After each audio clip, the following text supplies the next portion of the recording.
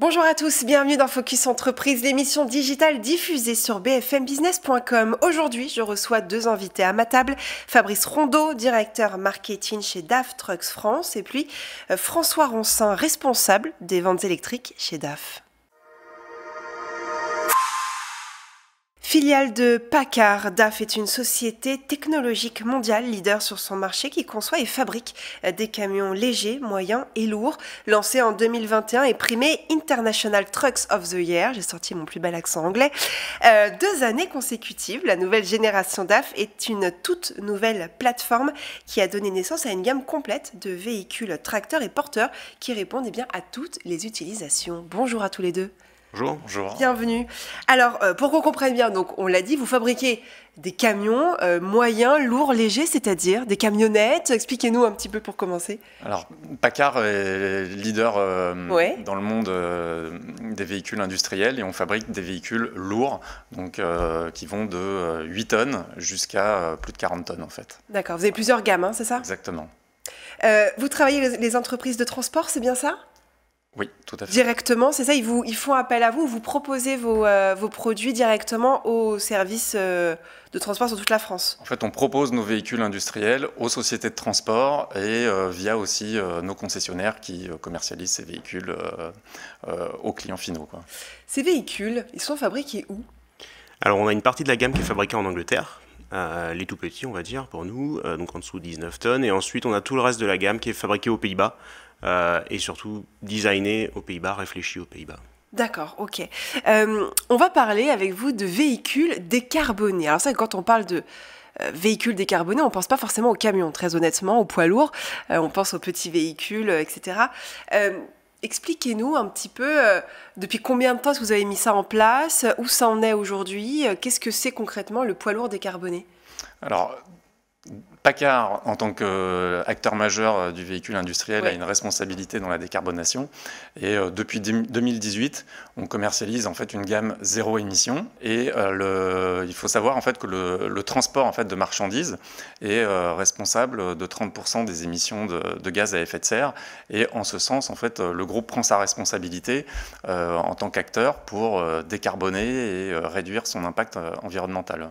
Donc effectivement, il y a une prise de conscience. Il y a aussi l'électrique. Vous faites des camions électriques? Oui, depuis 2018, nous commercialisons des en 2018, véhicules électriques. Il s'est passé plein de choses. Hein. Voilà, exactement. 2018, ça a été le virage où effectivement on a lancé en fait des véhicules électriques sur un certain nombre de produits de notre gamme pour accompagner nos clients dans la transition énergétique. La question qu'on se pose très honnêtement, c'est des poids lourds électriques. Comment ça se fait? Enfin, comment ça se passe pour la recharge? Enfin, je veux dire, ceux qui font l'international, par exemple, les gros poids lourds qui vont en Pologne, etc. Comment est-ce qu'on recharge un camion comme ça? Ça existe ou c'est des plus petits véhicules, des camions plus petits? Non, en fait, c'est ça. Aujourd'hui, nos clients, ils ont besoin, finalement, leur objectif, c'est de décarboner.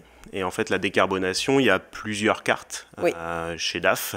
Il y a la partie électrique, justement, zéro émission, où là, on est vraiment en accès centre-ville. On ne va pas forcément chercher à faire de la très longue distance, parce que, justement, vous le disiez, en termes de recharge, en termes de poids de véhicule, en termes de prix aussi, on ne va pas se le cacher, c'est très contraignant. Donc, en fait, on va se restreindre, finalement, le zéro émission et donc la décarbonation, puisqu'en France, on a une électricité qui est très décarbonée, sur tout ce qui est 200 à 300, 400 km quotidiens, en fait, ou entre deux recharges.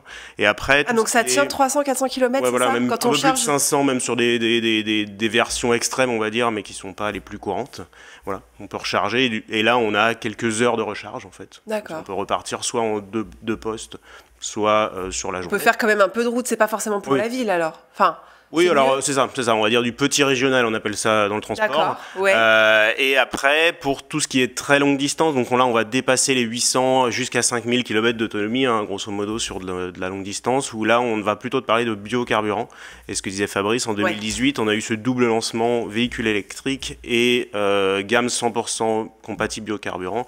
Et là on parle de XTL justement pour faire de la très longue distance. Donc, XTL, c'est quoi ?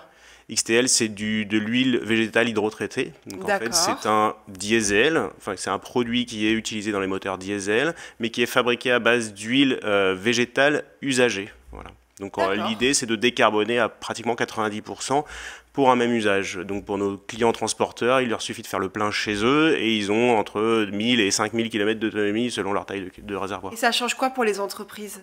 Eh ben rien, c'est ça qui est intéressant en fait. C'est que le véhicule va décarboner à 90%, grosso modo. On a un léger surcoût du prix du carburant, c'est vrai. Mais après, en termes d'usage, le véhicule, on garde les mêmes véhicules en fait. C'est la gamme DAF depuis 2018, donc c'est 3/4 des véhicules déjà en parc. Et il y a juste à changer de carburant justement. On ne change pas les habitudes, on ne change pas l'approvisionnement, on change juste le carburant. Donc ça motive encore plus les entreprises à passer au carburant, en tout cas, au biocarburant. Je ne connaissais absolument pas ce terme avant de vous rencontrer, c'est parfait. Je reviens juste un petit peu sur l'électrique. Justement, qu'est-ce que ça apporte pour les entreprises de passer à l'électrique? Parce que ça coûte plus cher. On va être franc, enfin, je veux dire, les véhicules coûtent quand même plus cher à l'achat. C'est une contrainte pour la charge. Pourquoi les entreprises prendraient ce risque-là, en tout cas, de passer à l'électrique? Alors, il y a la décarbonation, où là, on va aller encore plus loin que le biocarburant, puisque en France, on est sur moins 90, moins 95% de CO2 en moins par rapport à du carburant fossile conventionnel. Mais après, il y a tout ce qui est démarche RSE, parce qu'on va parler vraiment de zéro émission. Donc là, c'est plus que du CO2, c'est aussi les particules et d'autres polluants, où finalement, on va enlever complètement ces polluants-là. Et l'idée, c'est vraiment d'accéder en centre-ville, donc démarche RSE et confort pour les usagers, pour les conducteurs, parce qu'on est sur des véhicules très modernes et très silencieux par rapport à des véhicules de livraison qui ont déjà 10-15 ans. Là, on a une vraie révolution pour aussi le confort aussi. Alors la question qu'on se pose aussi, c'est comment DAF accompagne les clients dans leur transition énergétique? Et donc effectivement, ça pour nos clients transporteurs, tout est nouveau finalement, ces nouvelles technologies. Donc nous, on a mis en place des outils de calcul de rentabilité, on appelle ça le TCO, de calcul d'autonomie, de charge utile, etc. Donc on accompagne jusqu'à la mise en place des chargeurs et le dimensionnement du site pour nos clients pour que ce soit le plus facile possible. Alors il y a aussi le sujet, effectivement, vous en parliez il y a un instant, des véhicules qui sont donc électriques plus silencieux. En ville, ça peut être aussi un danger pour les gens qui ont souvent des écouteurs dans les oreilles et qui n'entendent pas les voitures arriver.